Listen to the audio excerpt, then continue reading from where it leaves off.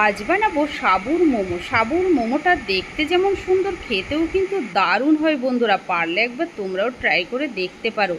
চলো তাহলে রেসিপিটি দেখে নাও। প্রথমে কড়ার মধ্যে নিয়ে নেব 1 কাপেরও কম সাবু। তারপরে একটু নাড়াচাড়া করে নামিয়ে ঠান্ডা করে নেব।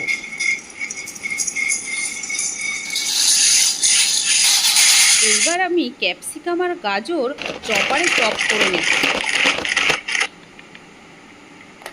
চপ করা হয়ে গেছে, একটা প্লেটে ঢেলে নেব।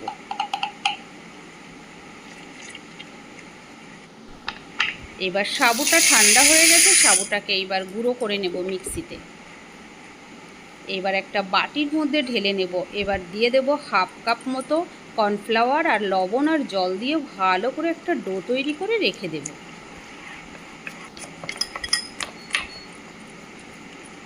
এবার কড়াই বসিয়ে দিয়ে দেব তেল। তারপরে দিয়ে দেব গাজর আর ক্যাপসিকাম কুচি, দিয়ে দেব লবণ আর গোলমরিচের গুঁড়ো, দিয়ে নাড়াচাড়া করে দিয়ে দেব একটা কাঁচা লঙ্কা। তারপরে দিয়ে দেব পনির গ্রেট করে।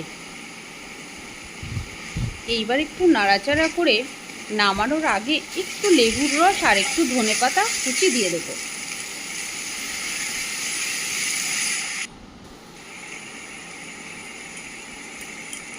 এদিকে একটা ছিদ্রযুক্ত থালায় আমি তেল লাগিয়ে রেখে দেব। ব্রাশে করে ভালো করে তেল লাগিয়ে রেখে দেব। তারপরে ডো থেকে অল্প অল্প করে লেচি নিয়ে আমি বেশ রুটির মতো করে বেলে নেব।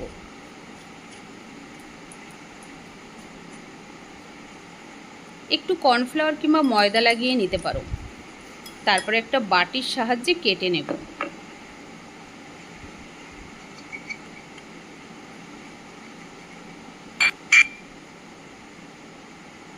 এবার অল্প অল্প করে পুর ভরে আমি মোমোগুলোকে তৈরি করে নেব।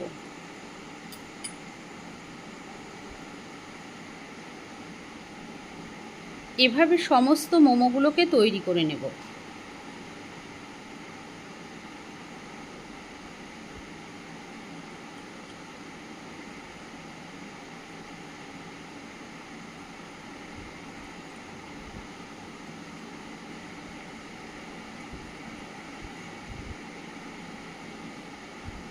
এবার প্লেটের মধ্যে অল্প করে দিয়ে আগে থেকে জল গরমে বসিয়ে দিয়েছিলাম। এবার অল্প করে দিয়ে ভাপিয়ে নেব। এবার এইভাবে আমি সমস্ত মোমোগুলোকে ভাপিয়ে নেব। তারপর দেখো কি দারুণ হয়েছে। দেখতে যেমন সুন্দর, খেতেও কিন্তু দারুণ লাগে বন্ধুরা। দেখো ভেতর থেকে দেখা যাচ্ছে কি দারুণ। আজ এই পর্যন্ত। সবাই ভালো থেকো, সুস্থ থেকো। আবার দেখা হবে অন্য কোনো রেসিপিতে।